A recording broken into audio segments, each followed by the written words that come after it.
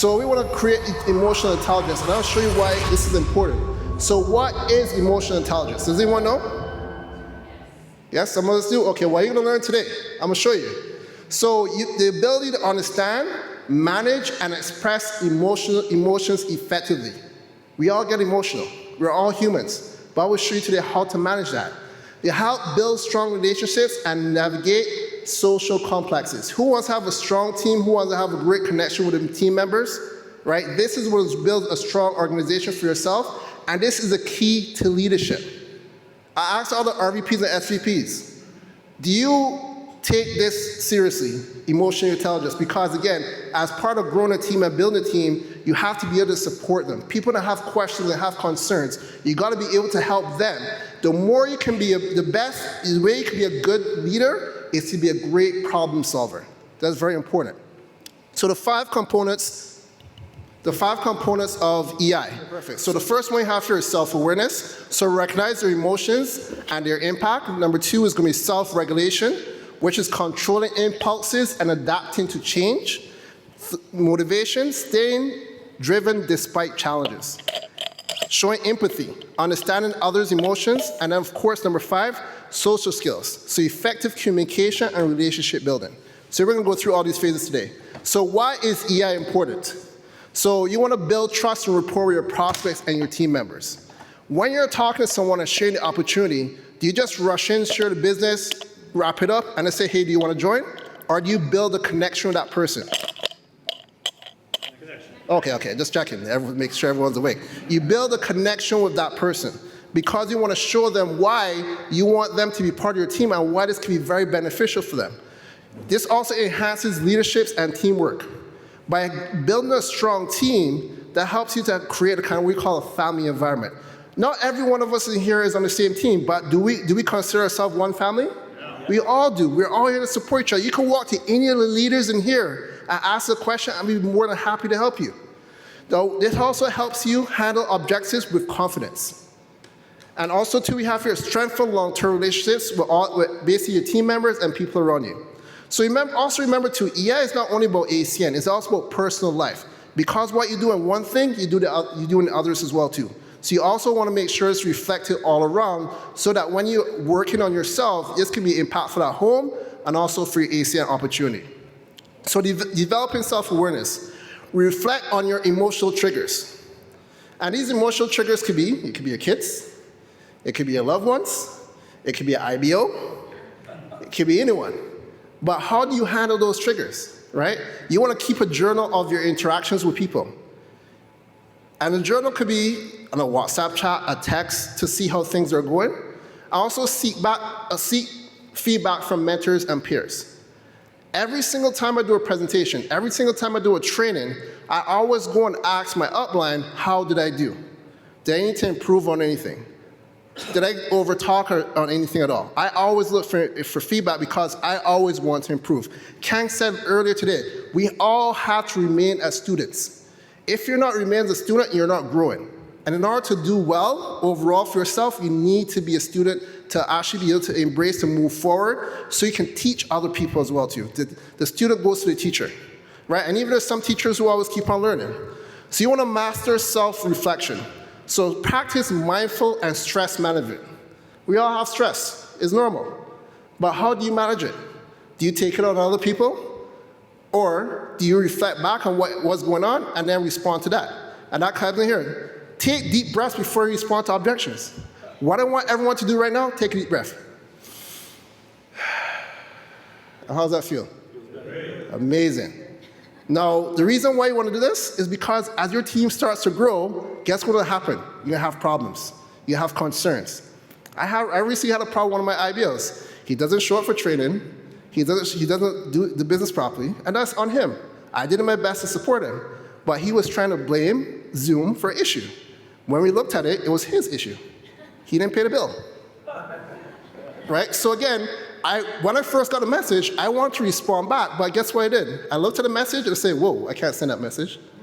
Then I edited it one more time, like, maybe a little bit better. Then I waited a third time, I did not watch around a little bit, and then I wrote back to him correctly, and that's the message that I sent. Imagine if I responded back in the emotion that I was in. that would have started a lot of issues. It won't show professionalism. It won't show that I'm a true leader. So that's why you want to stay professional in all interactions, no matter what.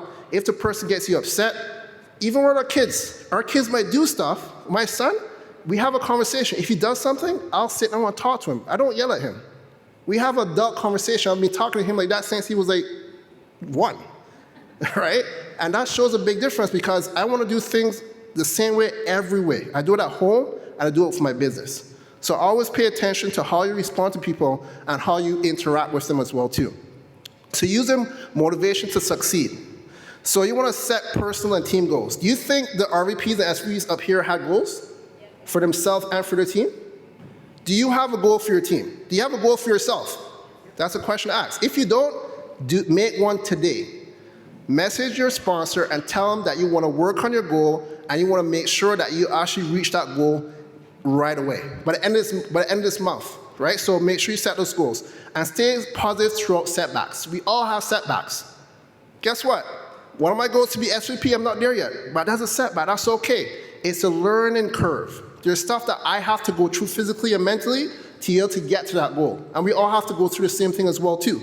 So very important to stay positive and celebrate small wins to maintain momentum. I celebrate every single win. We celebrate wins in our teams all the time. Do you think people love recognition? Yeah. Do you love recognition? Yeah. Right? We all love recognition. The ladies that walk across the stage today, that was phenomenal. We don't get that same recognition at work. What happens at work? They say, good job, give you a pat on the back, and then you're back at work again. We in here celebrate. Sometimes someone brand new might walk in and say, what is wrong with these people? Why are they laughing so much? Why are they clapping so much? Because that's not normal. This is normal for us. And does it not make us happy? Right? Because we're seeing other people succeed. I share this with people all the time. And again, nothing against jobs. Jobs pay our bills, take care of family, we learn skills from there. But at your job, your manager, your boss doesn't teach you the skills to take their position. They're just teaching you enough to remain as an employee. In ACN, your upline wants you to reach that position. They want you to be RVP, SVP Platinum, because the more we can help you, it shows us that you're growing as a person and we want to see you succeed. I love when people on my team get the RVP. If someone surpassed me, the SV on my team before me, that's totally okay, because I'm happy for them or what they've achieved, because they've put in the hard work to make it happen. Now, what hard work are you putting in to make sure that you reach that level as well too? The power of empathy, also very important as well too. So you want to listen actively to your prospects and IBOs. Don't just sit down there and have a conversation, and when they say something, blow past it, or sit down there and be on your phone and ignore the stuff that they say. It shows them that you're not interested in what the conversation you're having. People can read in that. People can pick up that things as well too. People can read you very well. So whenever you interact with someone, be engaged in what they're saying. Have a conversation with them. Look at them in the face. Put the device down and speak to them. Show genuine interest on concern and tailor solutions to their pain points. We all in here have problems in our business. Nothing goes perfect. Kang, do you have problems in your business sometimes? Mohammed? Ty? Right? We all do. But the whole point is that when you sit down and create a solution, remember when I said earlier today, to be a great leader, you have to be a problem solver? This is where this kicks in. Once you sit down and create that solution for your IBO, and you show them, hey, I have a solution for you to how to get over this speed bump and move forward, guess what's going to happen? You're going to have a business partner for life, because you just show them that you care about them and you want to see them to succeed. And people don't have that all the time. That's why they said this is an ACN family. This is why we do so well, because of what we're providing to others. So strengthful social skills. Kids are great at this. My son, he's the most social person ever. He's more social than I am. Every time he goes somewhere, he meets friends. We were walking somewhere yesterday. We went to the park to find a kite. They have no wind, so the kite didn't last too long. But we were walking back to the car. Kids that he'd never seen before. He's like, what's up? I'm like, oh, okay. Right? He's creating those social skills. And we need to do the exact same thing as well, too. So you want to improve your body language and eye contact. So I guess it's something that you have that you not have a strength at, work on it. There's something out there called YouTube. You can go on YouTube and search all this information. I've searched YouTube, how to present, how to have a conversation with someone. All this stuff is on YouTube. And you have effective storytelling in your conversation. Do you realize that every single person up here, even when Lisa was doing a presentation, she shared stories? Stories is what people remember. You can say all the facts you want to. Okay, question. Have you ever done a presentation and at the end the person's like, how much is the sign up again? Yeah. Because people don't just remember numbers, they remember the stories that they tell you. Right? And if you have a story as well too that it doesn't relate to you, talk about someone else in the opportunity. I was talking to a gentleman 2 days ago. He was part of the construction industry. I mentioned about Dom. I'm not part of construction, I never did construction. Right? But again, I relate to someone else as well too. If I'm talking about gas stations, I talk about Mr. Muhammad. Because there are people that we can relate to that they can speak to as well too. Right? And you want to build lasting relationships beyond transactions. And I mentioned that many, many times before. But you go out there having to build that strength, build that bond with that person, you not only have a business partner, you can have a friend, and also someone who becomes also a best friend with you. Who here loves to go on trips?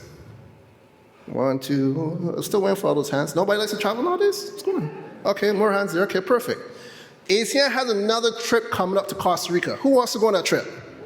Right? But you know what we got to do? We all have to work hard for it. We all got to go out there and help people to succeed, to reach there. And we want to take as many people possible with us. The more people we have on our team that are there, the stronger that relationship gets as well too. Because when we're there, guess what we do? We have fun, we have a leadership, but guess what? We're having more fun. And that's what it's all about. And the last part here, the conclusion and next steps. So emotional intelligence is a skill you can develop, but you have to go there and work on it yourself. I can't do it for you, your mentor can't do it for you. You have to take the initiative to make it happen for yourself. So implement daily EI practices in your networking. And I want to the challenge is apply one EI principle in your next interaction and reflect on the outcome. Now, who's in here is going to be honest with yourself. If you don't want to do it, you don't have to put your hands. We're not going to judge, no judgment zone. If you're going to work on emotional intelligence to be a better leader, I want to see you raise your hand. Right? And that's what's going to make the difference for yourself. And I'll share one more thing before I wrap things up here. Now, in life, we go through pain. Right? Now, pain is regarding hard work or not doing the hard work.